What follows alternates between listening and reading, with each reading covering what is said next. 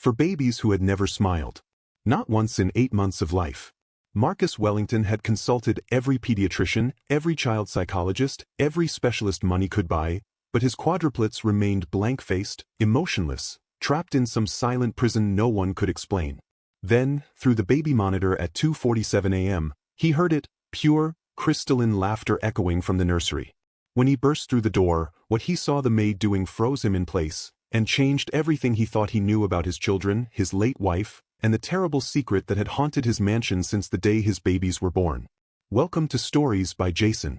If you're settled in and ready for a good story, hit that subscribe button and tell me in the comments where you're watching from.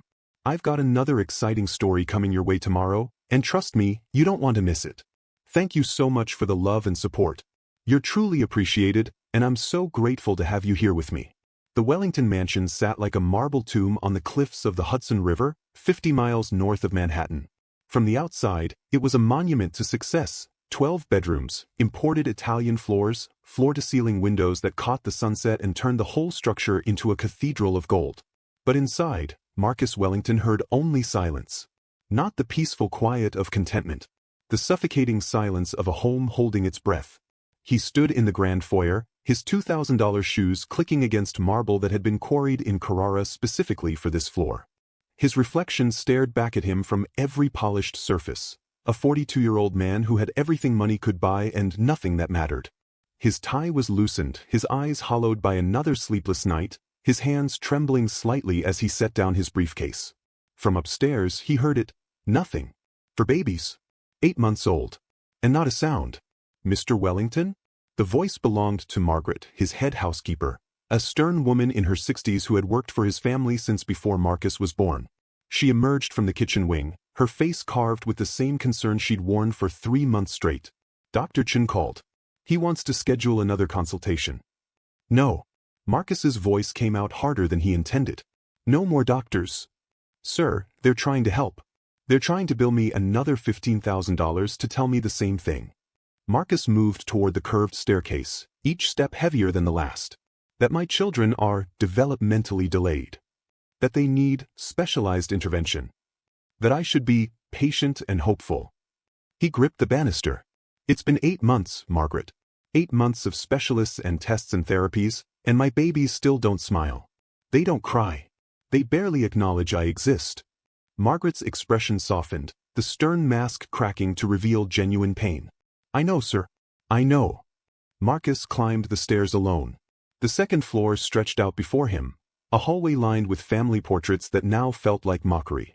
There was his wedding photo, Marcus and Sophia on the steps of St. Patrick's Cathedral, her dress a cascade of silk and lace, her smile so radiant it seemed to generate its own light. There was Sophia pregnant, glowing with the impossible news that they were having quadruplets, a medical miracle, the doctors had said, especially at her age. Natural conception of 4 healthy babies was nearly impossible. Miraculous, they'd said. Marcus paused at the nursery door. Through the crack, he could see the elaborate setup he'd commissioned.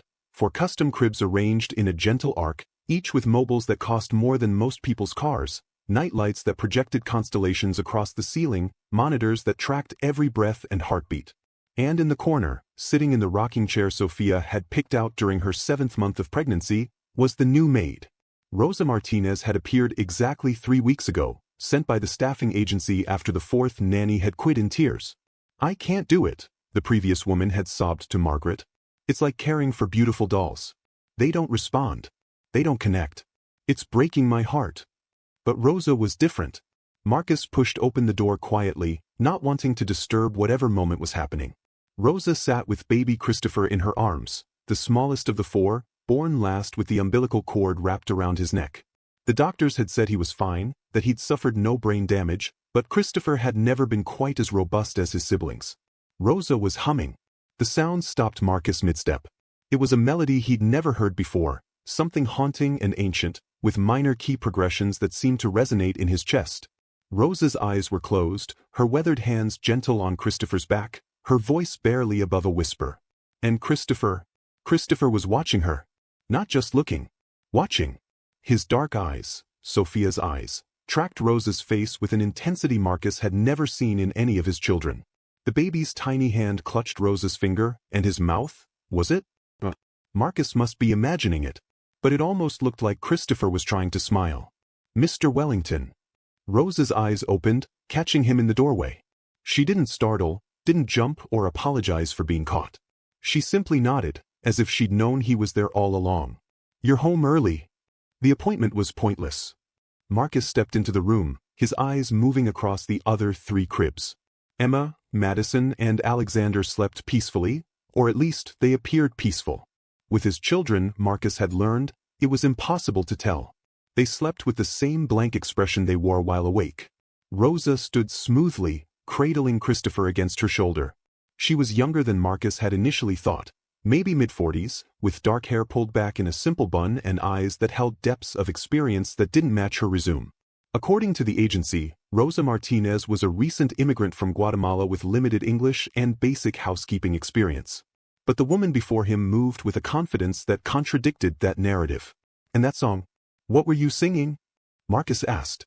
Rosa's expression flickered. Just for a moment, something passed across her face that might have been fear or might have been recognition.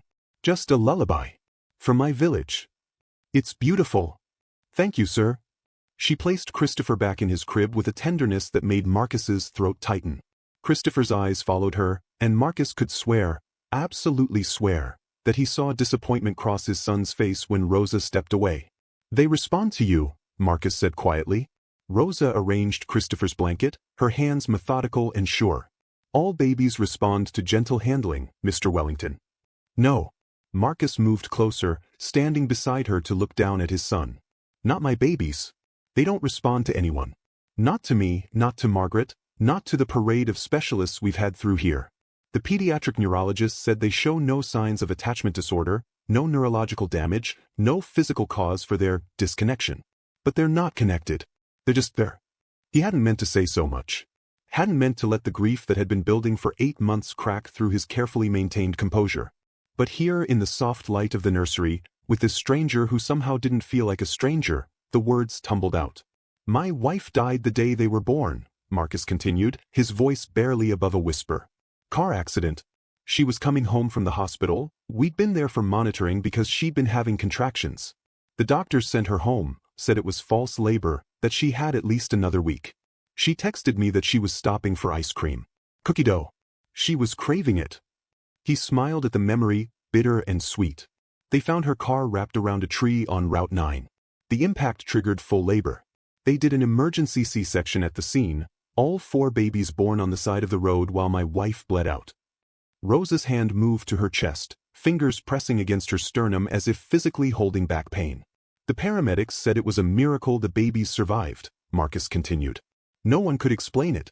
The crash should have killed them too. But they were born perfect. 10 fingers, 10 toes, healthy lungs, strong heartbeats. He looked down at Christopher, at the baby's blank, beautiful face. But it's like they knew, like they understood, even at birth, that their mother was gone. And they've been grieving ever since. Babies who've never known joy because they were born into tragedy. The silence that followed was heavy with shared sorrow.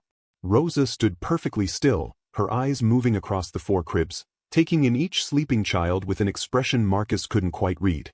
Or, Rosa said softly, they are waiting. Marcus frowned. Waiting for what?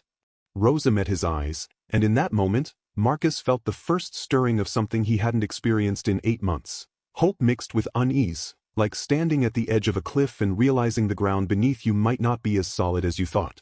Waiting to feel safe, Rosa said. Waiting for whatever scared them to go away. Scared them? Their babies. What could possibly? You would be surprised, Mr. Wellington, what babies know. Rosa's accent seemed to shift slightly, her English suddenly more fluid and precise. What they sense. What they remember, even from before birth. That's not scientifically possible. Science, Rosa said gently, does not know everything. Before Marcus could respond, his phone buzzed. He glanced down, his business partner, Richard Ashford, calling for the 3rd time that day. Marcus silenced it, exhaustion making the decision easy. Whatever Richard wanted could wait. When he looked up, Rosa was watching him with an expression he couldn't decipher. You should rest, Mr. Wellington, she said. I'll stay with the babies tonight. I'll call if there's any change. It was presumptuous, a maid offering to take the night shift, overstepping the boundaries of her position. Margaret would never have allowed it. But Marcus found himself nodding, found himself backing toward the door, found himself trusting this woman he'd known for 3 weeks with the most precious things in his life. "Thank you, Rosa." "De nada," she whispered, but her eyes held secrets that had nothing to do with gratitude. Marcus retreated to his bedroom suite, but sleep wouldn't come. He lay in the bed he'd shared with Sophia, staring at the ceiling, listening to the house breathe around him. At midnight, he gave up and opened his laptop, intending to review the quarterly reports Richard had been pestering him about. Instead, he found himself pulling up the security camera feeds. The Wellington mansion had cameras everywhere, a security system installed after Marcus's company went public and his net worth had crossed into the billions. He could monitor every room, every hallway, every entrance. Usually, he never looked at the feeds. They were just another layer of protection he didn't really need. But tonight, his cursor hovered over the nursery camera. He clicked. The black and white feed showed the nursery in night vision mode, everything rendered in shades of gray and green. 4 cribs in their arc formation. 4 tiny bodies sleeping. And there, in the rocking chair, Rosa sat watching over them like a sentinel. Marcus was about to close the window when Rosa stood. She moved to the center of the room, equidistant from all 4 cribs. From her pocket, she withdrew something. Marcus leaned closer to the screen, trying to make out what it was. A necklace? No, something else. Something that caught the light from the nightlights and glimmered with an iridescence that shouldn't have been possible in the camera's limited spectrum. Rosa began to sing. Even through the laptop speakers, even compressed through digital audio, the melody hit Marcus like a physical force. It was the same lullaby from earlier, but now he could hear the words, a language he didn't recognize, syllables that seemed to predate anything he'd ever heard. And then Rosa began to move. It wasn't dancing. It was something else. Something ritualistic. Her hands traced patterns in the air, circles and spirals and geometric shapes that left afterimages on the screen, as if the very air was responding to her movements. The object in her hand, Marcus could see it now, some kind of pendant or stone, began to glow. That was impossible. The camera was malfunctioning. It had to be. But then Marcus saw his babies move. All 4 of them. Simultaneously. Christopher, Emma, Madison, and Alexander all turned their heads toward Rosa, their eyes open and aware and tracking her movements with perfect synchronization. And on their faces, on all 4 of their beautiful, blank faces, Marcus saw something that stopped his heart. They were smiling. Not the reflexive grimaces that doctors insisted were just gas. Real smiles. Joy spreading across their features like light breaking through clouds, transforming them from beautiful dolls into living, feeling children. Emma's hands reached up, grasping at the air. Alexander's feet kicked with excitement. Madison made a sound, a gurgle of happiness that Marcus hadn't known his daughter's voice could produce. And Christopher, tiny, fragile Christopher who had been born with a cord around his neck, laughed. The sound came through the laptop speakers crystal clear, and it shattered something in Marcus's chest. Pure, innocent joy. The sound every parent lives to hear. The sound Marcus had been told he might never experience. His babies were laughing. All 4 of them. Together. For the first time in their lives. And Rosa stood in the center of it all, tears streaming down her face, her lips moving in words Marcus couldn't hear but desperately needed to understand. His hands were shaking as he grabbed his phone. He should call security. He should call the police. What? Report that his maid was making his babies smile? That she was performing some kind of ritual that was giving his children something 8 months of medical science couldn't provide? Marcus closed the laptop and ran for the nursery. The hallway stretched impossibly long in the darkness. Marcus's bare feet slapped against the hardwood, his heart hammering so hard he thought it might crack his ribs. He should have grabbed something, a weapon, his phone, anything, but rational thought had evaporated the moment he saw his children smile. Behind him, he heard a door open. "Mr. Wellington?" Margaret's voice, thick with sleep and concern. "What's wrong?" "Stay there," Marcus shouted, not slowing down. "Don't, just stay in your room." He hit the nursery door at full speed, throwing it open with enough force to slam it against the wall. The sound should have woken the babies, should have shattered whatever was happening. But the nursery was silent. Rosa stood exactly where she'd been on the camera feed, at the center of the room between the 4 cribs. The pendant, or whatever it was, had disappeared back into her pocket. The babies were in their cribs, eyes closed, appearing to sleep peacefully. Everything looked completely normal. Except Rosa's face was still wet with tears. "Mr. Wellington." She didn't sound surprised. Didn't sound caught. Her voice carried the same gentle firmness it always did, as if she'd been expecting him. You should be sleeping. What? Marcus struggled to catch his breath, leaning against the doorframe. What did you just do? I saw you on the camera. I saw them. My babies. They were smiling. They were laughing. Rosa's expression didn't change. She simply nodded, acknowledging the truth like they were discussing the weather. Yes. Yes. That's all you have to say? Yes. Marcus pushed off the doorframe, advancing into the room. Who are you? What kind of ritual was that? What did you do to my children? I helped them remember, Rosa said quietly. Remember what? They're 8 months old. To remember joy.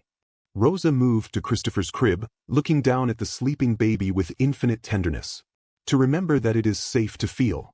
To remember their mother's love. The words hit Marcus like a slap. Don't you dare. Don't you dare bring Sophia into whatever this is.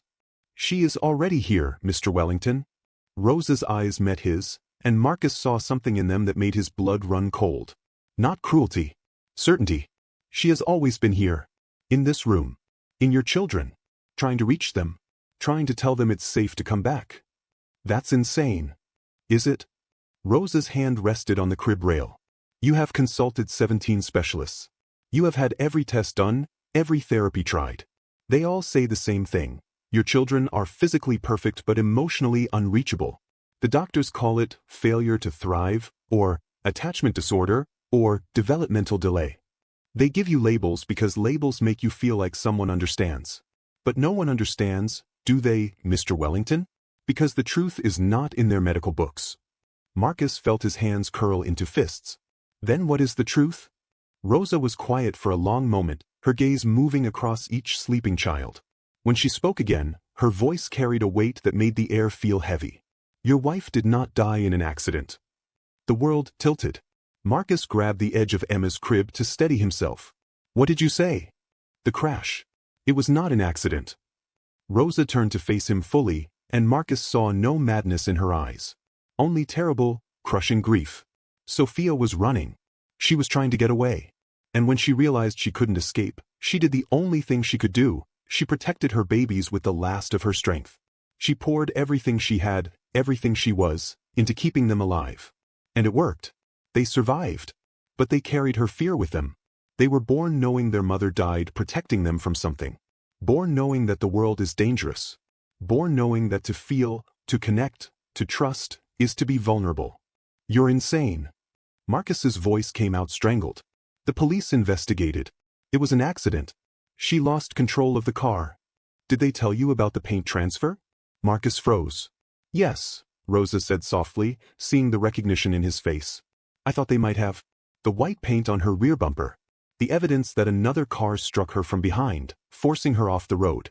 The evidence that disappeared from the police report within 48 hours. How do you know about that? Marcus's mind was reeling. The detective had mentioned it. A young woman recently promoted who had seemed genuinely bothered by inconsistencies in the case. She'd showed Marcus photos of the paint transfer, had promised to investigate. And then she'd been removed from the case. You accessed sealed police files? I did not need to. I was there. The room went absolutely still. I was 3 cars behind, Rosa continued, her voice steady despite the tears now flowing freely down her face. I saw the white sedan force her off the road. I saw her try to correct, try to survive. I saw the tree. I was the one who called 911. She paused. I was the one who held her hand while the paramedics cut the babies from her body. Marcus couldn't breathe. Couldn't think. The room was spinning, and Rosa's voice was the only solid thing in a world that had just come unmoored from reality. Sophia knew, Rosa whispered. In those last moments, she knew she was dying. And she begged me, to protect her babies. Not just their bodies. Their souls. Their ability to love and be loved. She said, don't let them die in darkness. Don't let my fear become their prison. Rosa's hand pressed against her chest again, and Marcus understood now that it wasn't grief, it was a promise being honored. I told her I would. I told her I would find a way. And then she was gone. Why didn't you come forward? Marcus heard himself asking, his voice distant and strange. Why didn't you tell the police what you saw? I did. Rosa's laugh was bitter. I gave them the license plate number of the white sedan. I gave them a description of the driver, a woman, blonde, late 30s. I told them this was murder. She met Marcus's eyes. The detective who took my statement was sympathetic. She was going to investigate, and then she was removed from the case. The paint transfer evidence disappeared. My statement disappeared. And I received a visit from 2 men in expensive suits who suggested that foreign nationals who make trouble have a tendency to get deported. Marcus's legs gave out. He sank into the rocking chair, his mind racing through implications he didn't want to face. Someone covered it up. Someone with significant resources and powerful connections. Rosa moved closer, her voice dropping. I spent 8 months trying to figure out who. Trying to understand why anyone would want Sophia dead. And then I saw the news coverage of your children's condition. I saw the reports about the quadruplets who won't smile. And I understood. Understood what? That Sophia's protection worked too well. Rosa knelt beside the rocking chair, forcing Marcus to meet her eyes. She poured her life force into keeping them safe. And that protection is still active. It manifests as emotional disconnection. If they don't feel, they can't be hurt. If they don't bond, they can't lose. If they don't love, they can't grieve. It's a trauma response, yes, but it's also a spiritual shield. One that will not break until the threat is gone. What threat? Marcus was shouting now, not caring if he woke the babies. My wife is dead. The threat died with her. No, Rosa said gently. The threat is still here. In this house. Close to you and your children. And until that threat is eliminated, your babies will remain locked away, safe in their fortress of disconnection. Marcus stood abruptly, backing away from her. Get out. Mr. Wellington. Get out of my house. I don't know what kind of game you're playing, what kind of sick manipulation this is, but I want you out. I'll call the agency tomorrow and— It was not an accident that I was hired, Rosa interrupted, standing to face him. I applied to 17 agencies under different names. I waited for an opening in your household. I made myself indispensable to the staffing coordinator. Everything I have done for 8 months has been to get into this house. To honor the promise I made to your dying wife. You're a stalker. You're obsessed.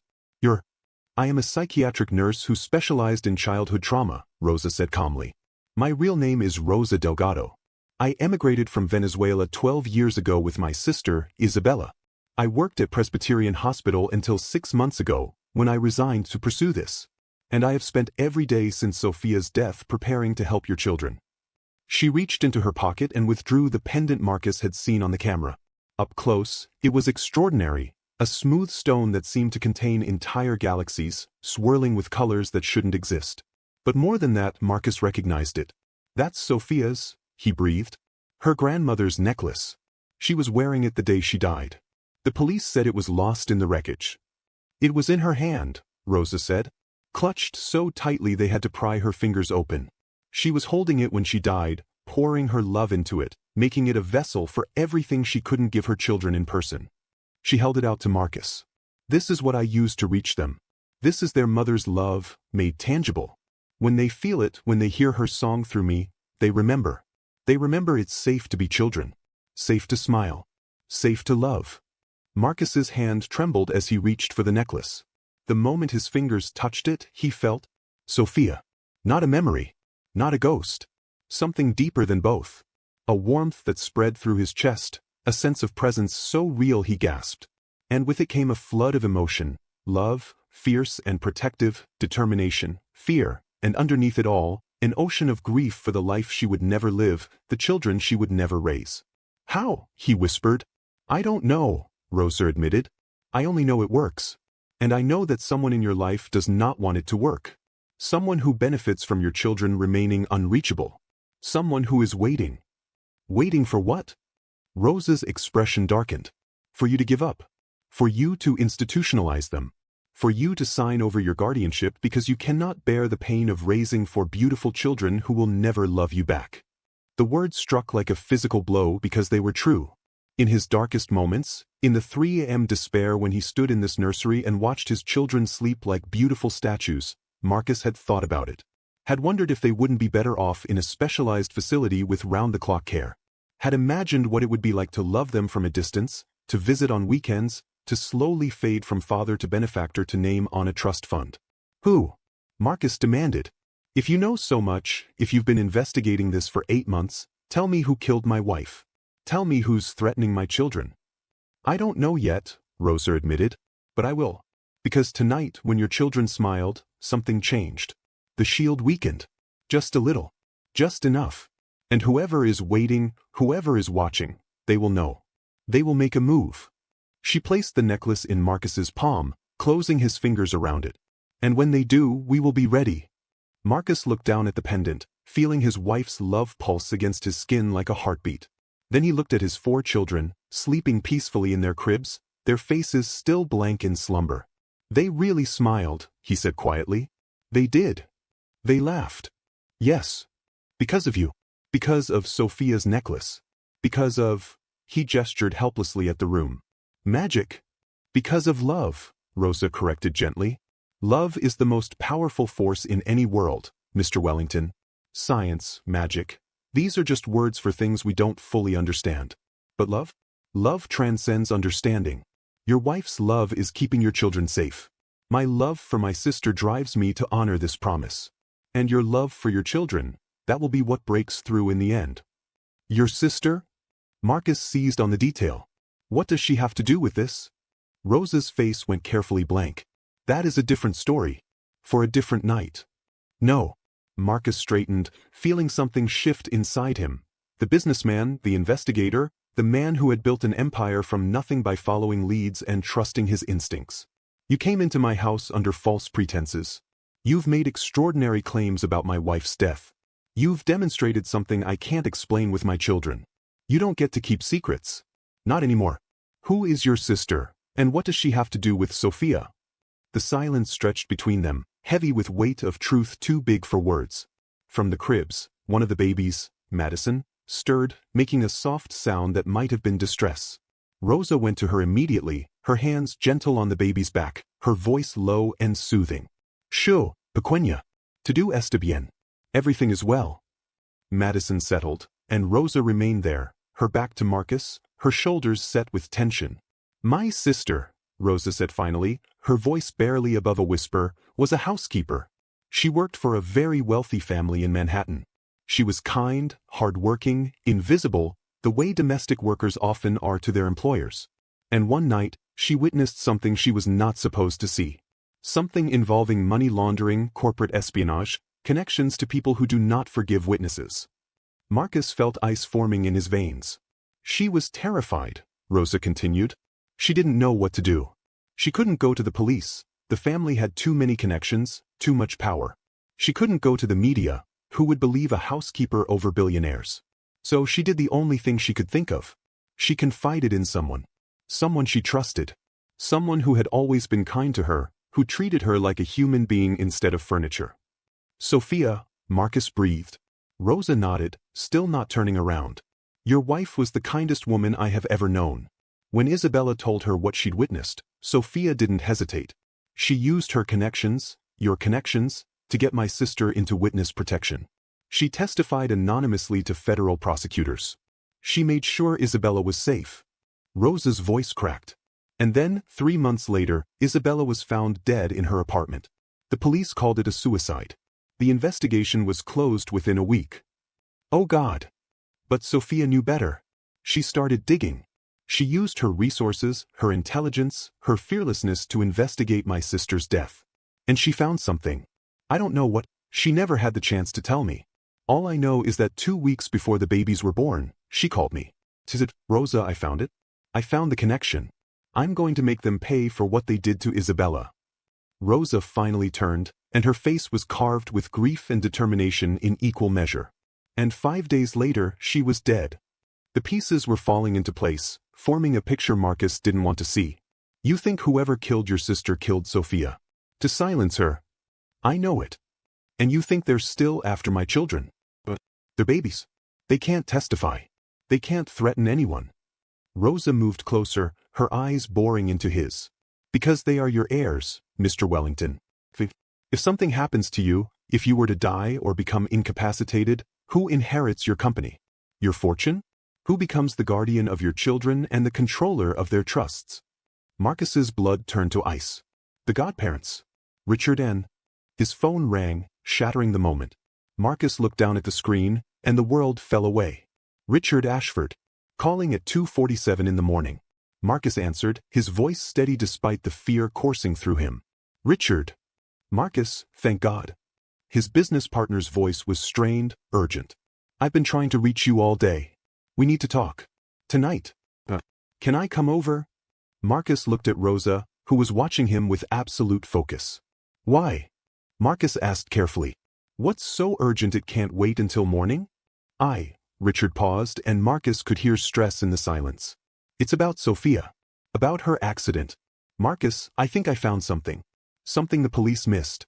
But I need to show you in person. It's not safe to discuss over the phone. Rosa's eyes went wide. She shook her head violently, mouthing, Don't. But Marcus was already speaking. Come over. I'll meet you at the front gate. He hung up and met Rosa's terrified gaze. Mr. Wellington, you don't understand. No, Marcus interrupted, pocketing Sophia's necklace. You don't understand. If Richard Ashford is involved in whatever killed my wife, the only way to prove it is to let him make his move. You said they're waiting for a chance. I'm giving it to them. He moved toward the door, then paused. Stay with my children. If anything happens to me, there's a safe in my study. The combination is Sophia's birthday. Inside are documents. My will, guardianship papers, evidence I've collected over the years. Take it to my lawyer, David Shin. He'll know what to do. This is insane, Rosa hissed. You cannot face them alone. I'm not alone. Marcus touched his pocket where the necklace rested. I have Sophia with me. And I have you here, protecting what matters most. He left before she could argue, his heart hammering but his mind clear. For 8 months, he had been reactive, accepting his children's condition, accepting his wife's death, accepting the erosion of everything he loved. Now, finally he was going to act. As he descended the stairs, his phone buzzed with a text from Richard. At your gate. I'm not alone. Brought someone who needs to hear this too. Marcus's hand tightened on the banister. Not alone. Which meant this was bigger than Richard. Which meant Rosa had been right. Which meant Marcus Wellington was about to come face to face with the person who had murdered his wife. The driveway curved through manicured grounds, lit by ornamental lamps that cast pools of golden light against the darkness. Marcus walked slowly, his footsteps crunching on imported gravel, every sense heightened. Behind him, the mansion glowed like a beacon, his children inside, protected by a woman he'd known for 3 weeks and trusted with everything. Ahead, at the gate, 2 figures waited beside a white Mercedes sedan. Marcus's steps faltered. White sedan.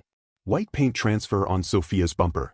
Through the ornate iron bars of the gate, he could see Richard Ashford, 53 years old, silver-haired, impeccably dressed even at 3 in the morning in pressed slacks and a cashmere sweater.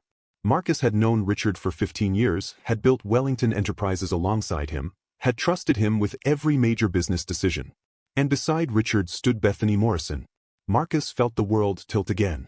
Bethany, blonde, late 30s, beautiful in a cold, sculpted way, had been Christopher's nanny. The first nanny, the one who'd been with them from the moment the babies came home from the hospital. She'd quit suddenly 6 months ago, citing personal reasons, and leaving so abruptly she hadn't even said goodbye. Marcus.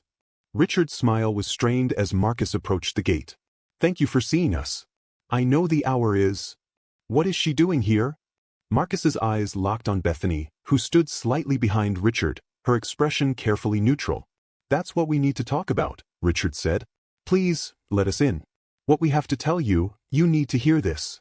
Marcus's hand hovered over the gate control. Every instinct screamed danger. But he needed to know. Needed to hear them condemn themselves. Talk here, Marcus said, his voice cold. Through the gate. Richard and Bethany exchanged glances. A silent communication passed between them, something that made Marcus's hand slide into his pocket to grip Sophia's necklace. Very well, Richard said finally. Marcus, I'm going to be direct. I've been investigating Sophia's accident. Privately. For months. Why? Because it never sat right with me. The police report, the timing, the way evidence seemed to disappear. Richard stepped closer to the gate, and Marcus could see genuine emotion in his eyes, but whether it was guilt or fear or something else entirely, he couldn't tell. You were grieving. You were overwhelmed with 4 newborns who needed constant care. You trusted the authorities to handle it. But I couldn't let it go. Neither could I, Bethany spoke for the first time, her voice quiet but firm. I loved those babies. I loved your family. And when I realized what was happening, when I understood the danger, I couldn't stay. Leaving was the hardest thing I've ever done, but I thought if I removed myself, if I broke the connection, it might protect them. What are you talking about? Marcus demanded. What danger? Richard pulled out his phone, tapping the screen. 3 weeks ago, I received an anonymous email. Documents. Financial records. Evidence of embezzlement from Wellington Enterprises. Millions of dollars siphoned over 5 years through shell companies and offshore accounts. Marcus's world narrowed to a pinpoint. Embezzlement. Not by me, Richard said quickly. I need you to understand that. When I saw these documents, I was horrified. I started tracing the money, following the trail. And it led somewhere I didn't expect. He held up the phone, showing Marcus's screen full of financial data. It led to someone inside your own household. Someone with access to your accounts, your passwords, your trust. Who? But even as Marcus asked, pieces were clicking together in his mind. The paint transfer. The covered-up investigation. The person who would benefit most from Marcus's children being unreachable, from Marcus himself being overwhelmed and vulnerable. Margaret, Bethany said softly. Your head housekeeper. The woman who's been with your family for decades. The ground seemed to open beneath Marcus's feet. That's impossible. Margaret is working with someone, Richard interrupted. Someone with connections to organize the cover-up. Someone who's been planning this for years. He swiped to a new image, a grainy photo of Margaret meeting with a man in a parking garage. This was taken 6 months before Sophia died. That's Dmitry Volkov, connected to Russian organized crime, specializing in money laundering and making problems disappear. Marcus's mind was racing, memory after memory clicking into new, horrifying context. Margaret insisting Sophia was being paranoid about the pregnancy. Margaret recommending doctors who sent Sophia home the night she died. Margaret controlling access to the household, hiring and firing staff, managing every aspect of the mansion. Where is Margaret now? Richard's voice was urgent. In the house, Marcus breathed. With my children. He was running before conscious thought caught up, sprinting back up the driveway with his keys in hand. Behind him, he heard the gate creak open. Richard must have the code, had always had access, and footsteps pounding after him. Marcus, wait. Richard shouted. We called the police. They're on their way. But Marcus couldn't wait. Couldn't slow down. Because Rosa was in that house. Rosa, who had promised a dying woman she would protect 4 babies. Rosa, who was alone with a murderer. He hit the front steps at full speed, nearly dropping his keys as he fumbled with the lock. The door swung open, and the first thing Marcus registered was the silence. The same suffocating silence that had haunted the mansion for 8 months. But this time, it felt different. Dangerous. Rosa! Marcus shouted, racing for the stairs. Margaret! He took the steps 3 at a time, his heart hammering so hard he thought it might burst. The hallway was dark. Why were the lights off? And the nursery door stood open. Marcus skidded through the doorway and froze. The nursery was chaos. 2 of the cribs were overturned. The rocking chair lay on its side. And in the center of the room, Margaret stood with a gun pointed at Rosa, who was pressed against the far wall with all 4 babies somehow clutched in her arms, an impossible feat that Marcus's brain couldn't process in the moment. Finally, Margaret said, her voice cold and unfamiliar, I was wondering when you'd figure it out. Marcus held up his hands, positioning himself between Margaret and Rosa. Put the gun down, Margaret. After 8 months of careful planning? I don't think so. Margaret's usual stern demeanor had twisted into something vicious. You were supposed to break, Marcus. You were supposed to give up on those children, sign them over to a facility, let Richard and I take control of the company. But you wouldn't do it. You kept hoping, kept fighting. Her eyes flicked to Rosa. And then this interfering bitch showed up and ruined everything. You killed Sophia, Marcus said, his voice surprisingly steady. I removed an obstacle. Margaret's grip on the gun didn't waver. Your wife was too smart for her own good. She found Isabella Delgado's evidence. She was going to expose everything, the money laundering, the connections, the entire operation. Did you know your precious Sophia was planning to go to the FBI? That she had a meeting scheduled the week after the babies were born? Margaret laughed, brittle and harsh. She made it very easy. Predictable route home, predictable timing, predictable bleeding heart that made her stop when she saw a car broken down on the side of the road. Behind Marcus, Rosa made a sound of pure anguish. You flagged her down. You pretended to need help. And then I followed her, forced her off the road, and watched her die. Margaret's smile was monstrous. The baby's surviving was an inconvenience, but I adapted. Traumatized, emotionally disconnected children. That works too. Makes the father desperate, makes him vulnerable to suggestion. But they didn't stay disconnected, Rosa said, her voice stronger now. Sophia's protection held. Her love was stronger than your cruelty. Love, Margaret spat the word like a curse. Love is what makes people weak. Love is what made Sophia investigate instead of protecting herself. Love is what made you, she gestured at Rosa, waste 8 months of your life on a promise to a dead woman. And love is what's going to get all of you killed tonight. The police are coming, Marcus said desperately. Richard called them. It's over, Margaret. Richard called them? Margaret's expression flickered, surprise, then fury, then calculation. Well then, that does complicate things. I'll have to adjust the story. Home invasion gone wrong. Tragic loss of the entire Wellington family. I'll be the only witness, traumatized survivor, and as executor of your will. I changed my will, Marcus interrupted. 3 months ago. After Bethany quit. After I started to suspect something was wrong. Margaret, you're not the executor. You never were. It was a lie. Marcus hadn't changed anything, but he saw uncertainty flash across Margaret's face, saw the gun waver slightly. And Rosa moved. It shouldn't have been possible.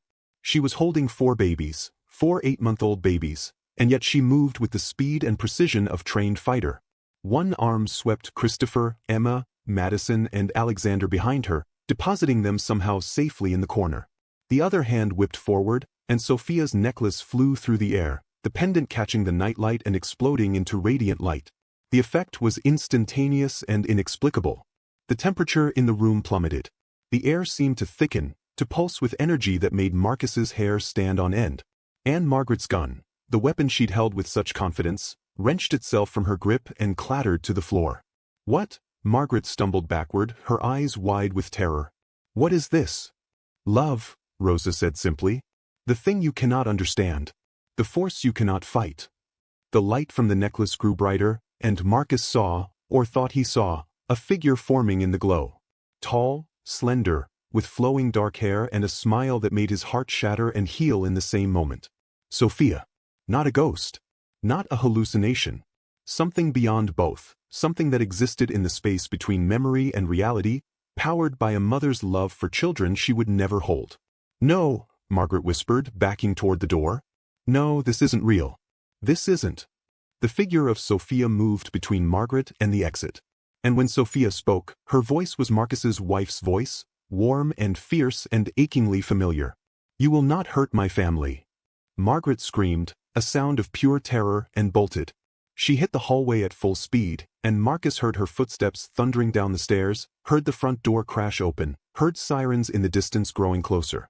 And then Sophia turned to him.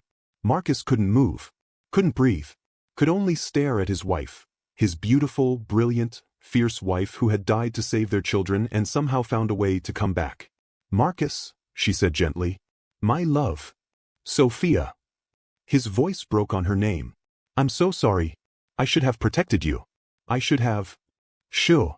She was in front of him now, and Marcus could swear he felt her hand on his cheek, warm and real. You did protect me. You loved me. You gave me everything. And now I need you to do one more thing. Anything. Love our children. Enough for both of us. Break through the shield I built. Show them it's safe to feel, to trust, to hope. Her smile was radiant. Rosa has given them the key. Now you must open the door.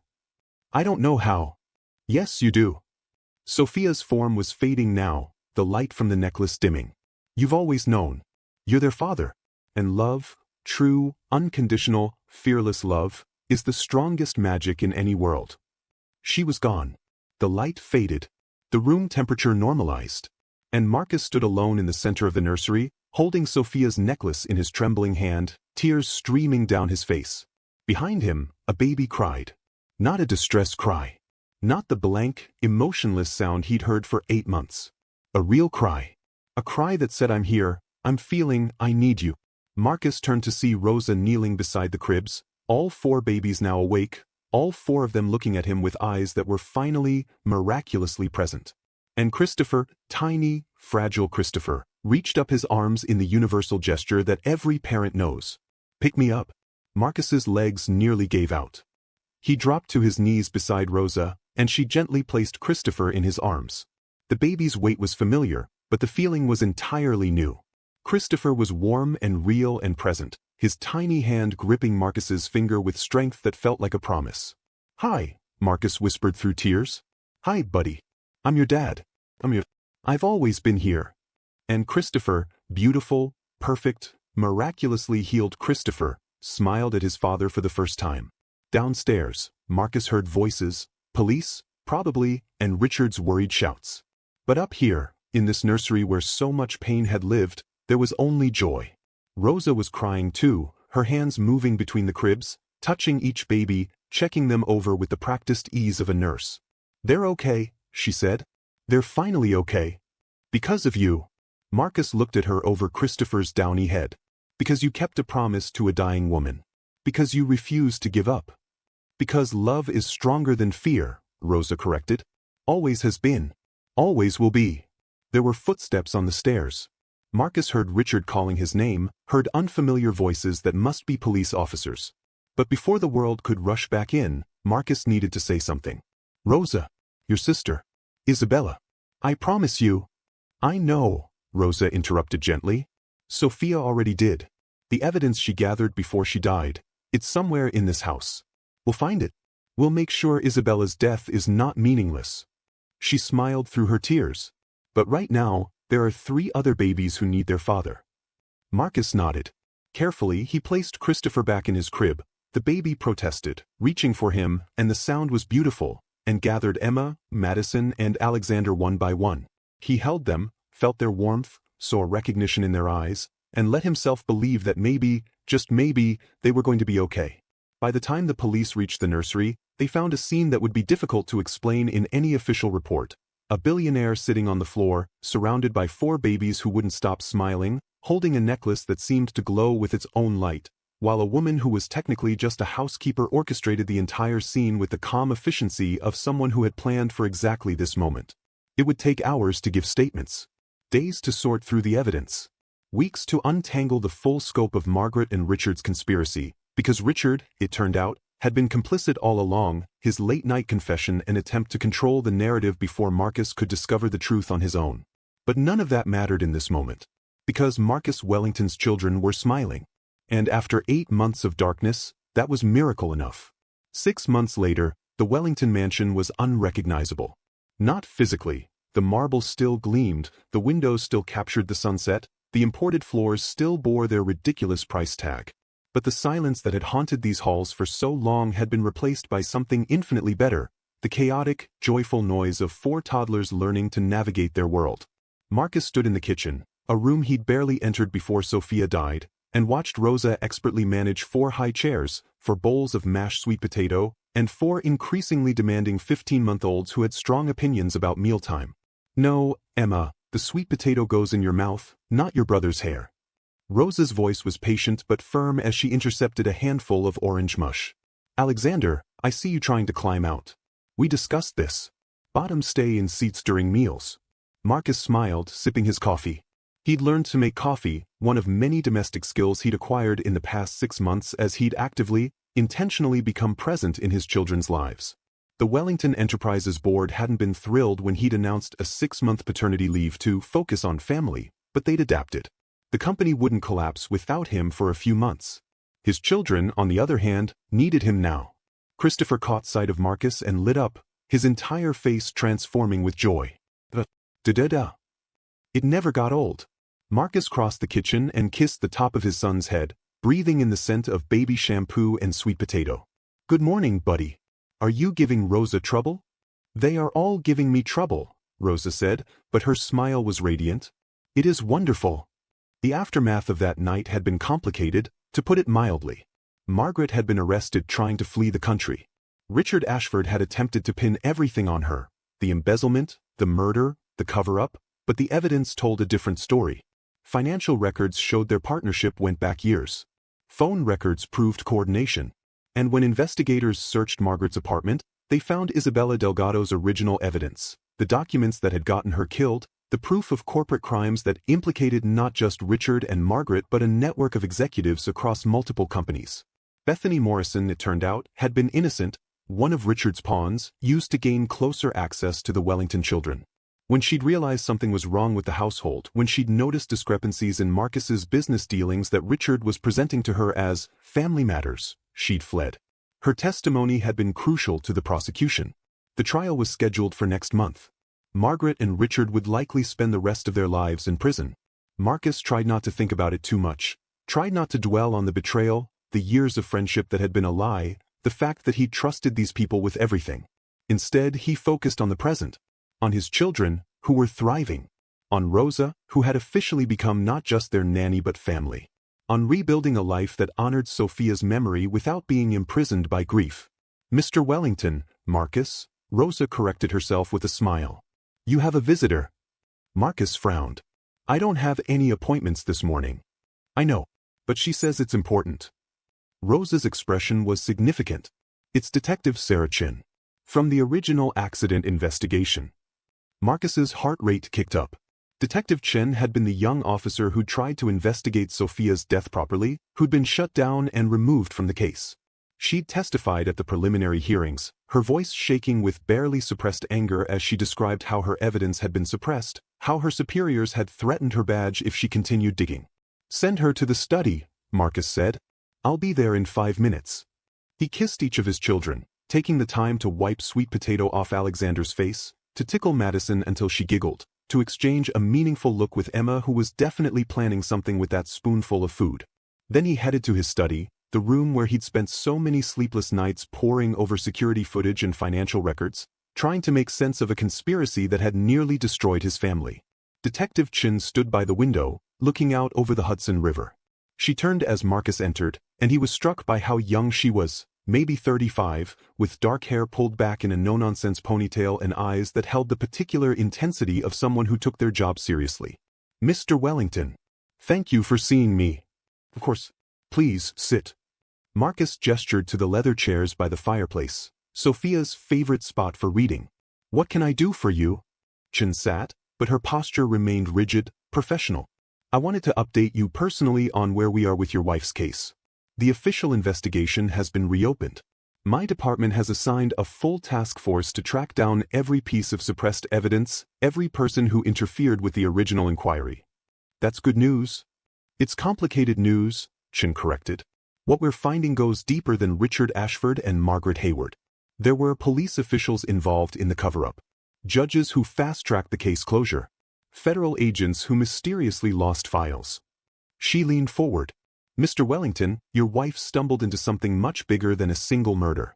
The money laundering operation Isabella Delgado discovered, it's connected to organized crime networks spanning multiple countries. Sophia's evidence could bring down dozens of high-level criminals. Marcus felt cold. And these people know that the evidence exists. They know it was being compiled. They don't know where it is. Chen's eyes locked on his. Margaret and Richard don't know where it is either. In all their interrogations, they've maintained that Sophia's evidence disappeared after her death.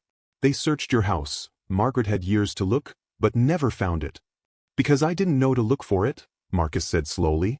I didn't know Sophia was investigating anything. I thought her death was an accident. Exactly. Which means somewhere in your house, in your possessions, in Sophia's things, there's evidence that could crack open a criminal conspiracy that's been operating for over a decade. Chen pulled out a folder, setting it on the table between them. I need your permission to conduct a thorough search. Not aggressive, not invasive, but detailed. Every book, every file, every piece of jewelry or memento.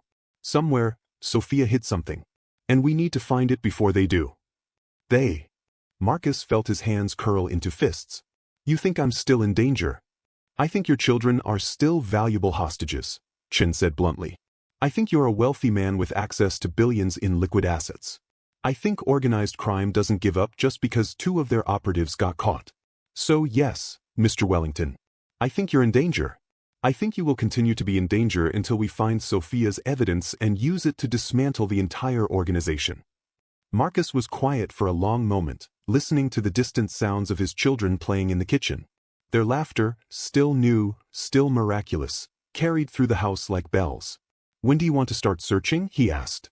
Chen's expression softened with what might have been relief. "If you're willing today. I have a team standing by, forensic accountants, data recovery specialists, people who know how to find hidden compartments and encrypted files. It'll take time, maybe several days, but—" "Do it," Marcus interrupted. "Whatever you need. Access to everything. I want my children to grow up safe. I want Sophia's work to mean something. Find the evidence." Chen nodded, standing. "Thank you, Mr. Wellington. One more thing, your housekeeper, Rosa Delgado. She was close to your wife in those last moments. She might have insights into Sophia's mindset, places she might have hidden things, people she trusted." "Rosa's not just a housekeeper," Marcus said firmly. "She's family. She saved my children's lives. You treat her with respect." "Of course." Chen extended her hand, and Marcus shook it. "I'll brief my team. We'll be discreet, and we'll start with Sophia's personal effects. Hopefully we'll have answers soon." After Chen left, Marcus returned to the kitchen to find that breakfast had evolved into bath time.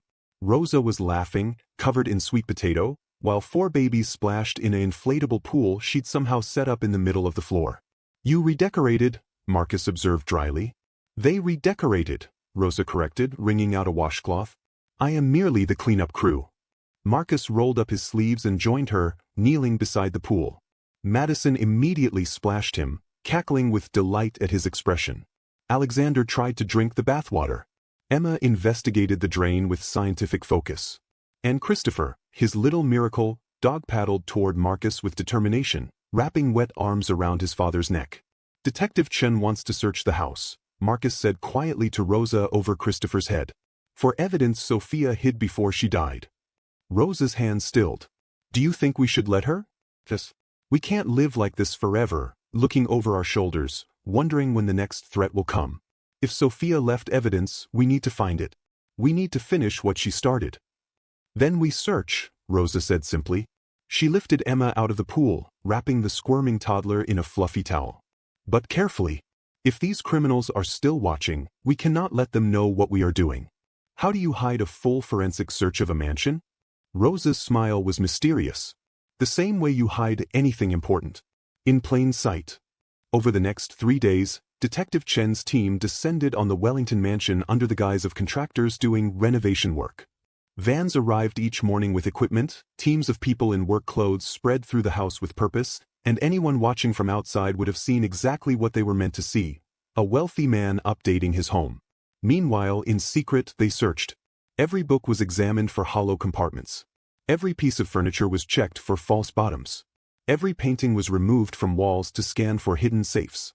Sophia's office received particular attention. Her desk, her computer, her files all scrutinized with forensic precision. They found nothing. For days into the search, Marcus was beginning to lose hope. He stood in Sophia's office, unchanged since her death, a shrine he'd been unable to disturb, and stared at the walls covered with photos of their life together. Their wedding. Their honeymoon in Tuscany. Sophia's parents' anniversary party. The ultrasound image that had revealed quadruplets. "We're missing something," Detective Chen said from the doorway. "Your wife was brilliant. She would have known that obvious hiding places would be discovered. She would have put the evidence somewhere unexpected."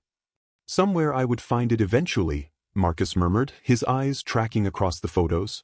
"But not obviously. Not right away." "Somewhere meaningful," Rosa added, entering with Christopher on her hip. The toddler reached for Marcus, and Marcus took him automatically, settling his son against his chest. "Somewhere that would mean something only to you."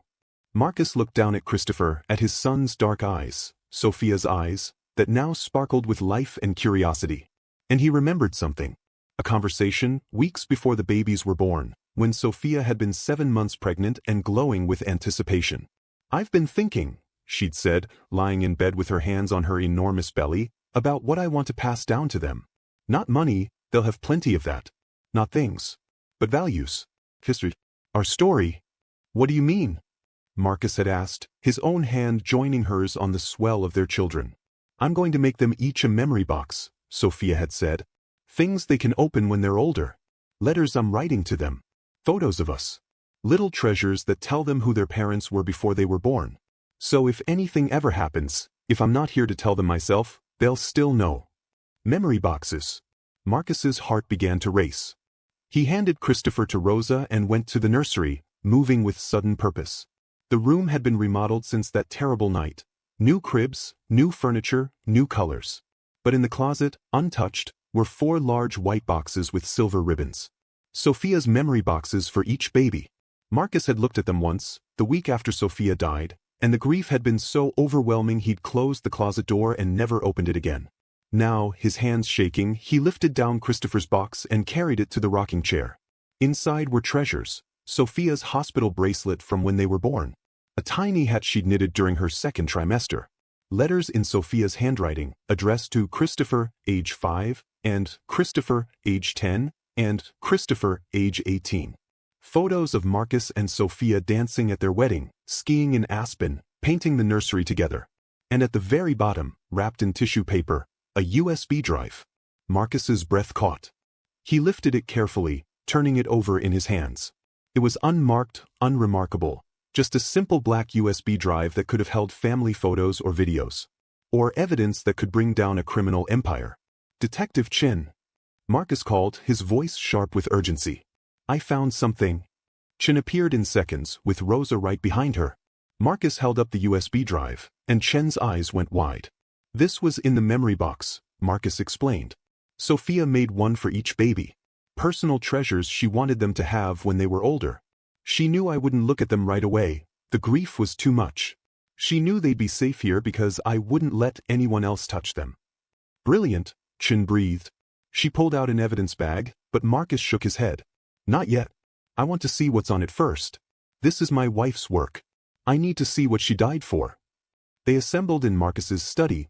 Marcus, Rosa, Chen, and 2 of Chen's most trusted team members. Marcus's hands were steady as he inserted the drive into his laptop, but his heart hammered against his ribs. The drive contained a single folder, for Marcus and the babies. Inside were hundreds of files. Spreadsheets detailing money laundering through Wellington Enterprises and 17 other companies. Voice recordings of Margaret discussing payment schedules with unknown contacts. Photos of Richard meeting with known criminals. Bank records showing millions flowing through offshore accounts. Email chains proving coordination between corporate executives and organized crime figures. And at the center of it all, evidence that Isabella Delgado had been murdered specifically because she'd been about to testify about a human trafficking operation running through the same financial networks. Marcus felt sick. This had been happening under his nose. His company, his money, his signature on documents he hadn't read carefully enough, all of it used to facilitate crimes that destroyed lives. This is incredible, Chin said, her voice hushed with awe. This is years of investigative work. Financial forensics, surveillance, witness statements. Mr. Wellington, your wife built a case that would take the FBI months to compile. She died for it, Marcus said quietly. She died trying to stop monsters, Rosa corrected gently. She died being a hero. And now we can finish her work. Chen was already on her phone, calling in federal prosecutors, organizing protection details, setting in motion the machinery of justice that Sophia had been trying to access when she died. Marcus moved to the window, looking out over the estate where his children were playing in the backyard, supervised by 3 security guards he'd hired from a firm Chen had vetted personally.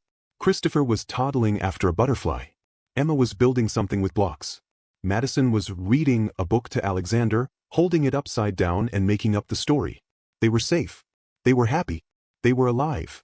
And they would grow up knowing their mother had been extraordinary.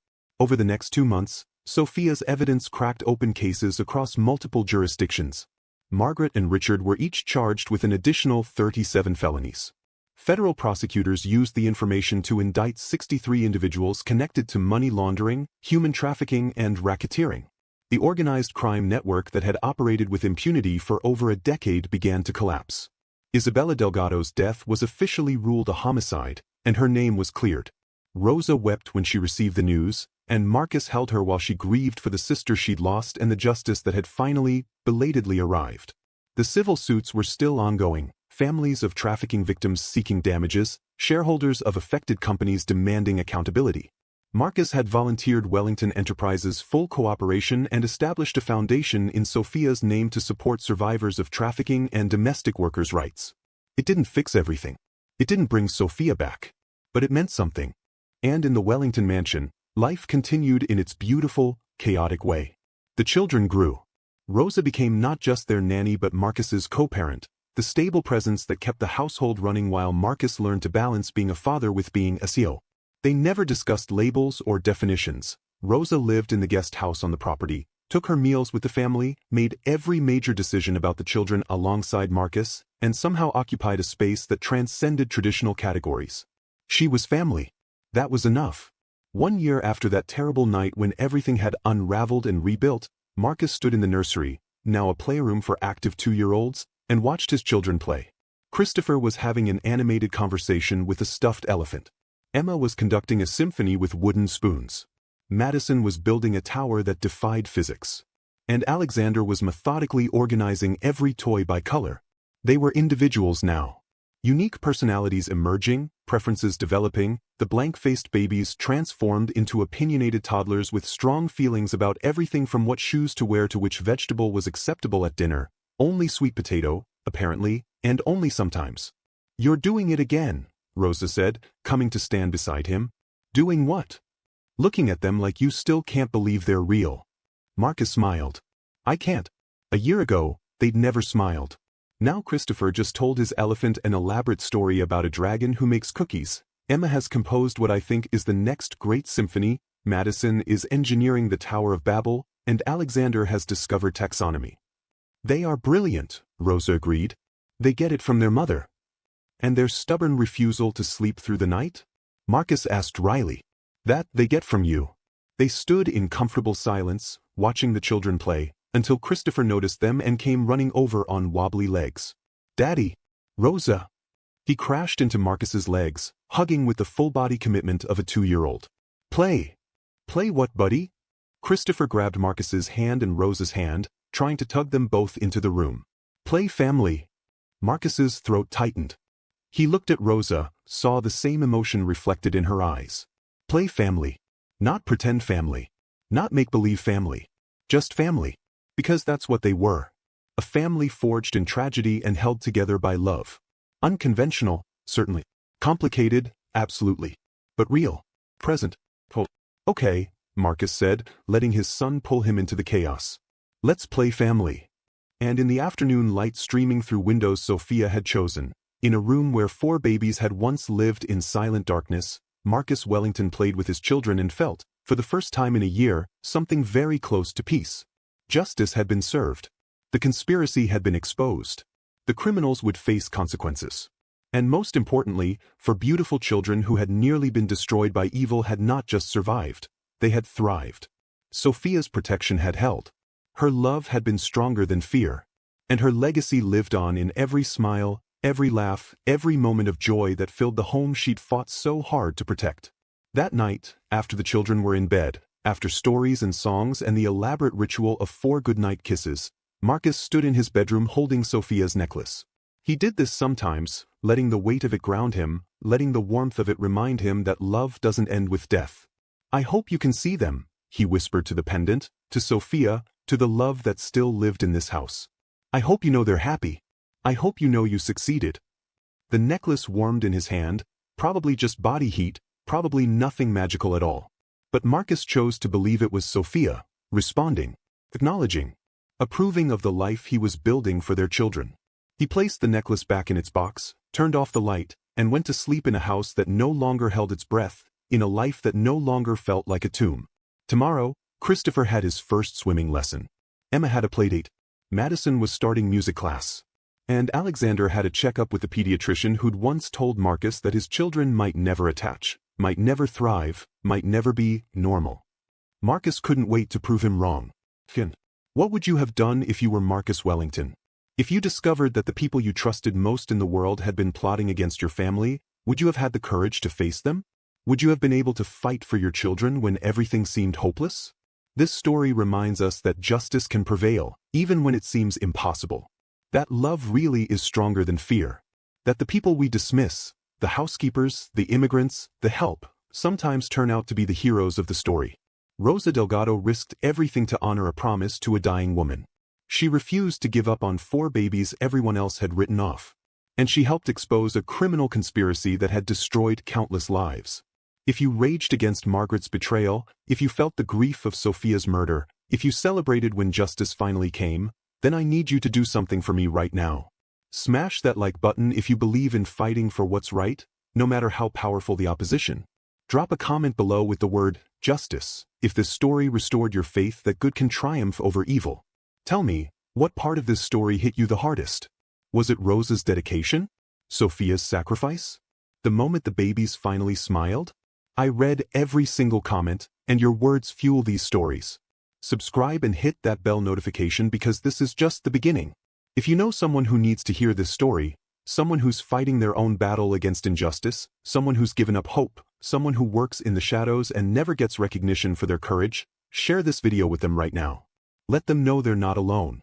Let them know their story matters.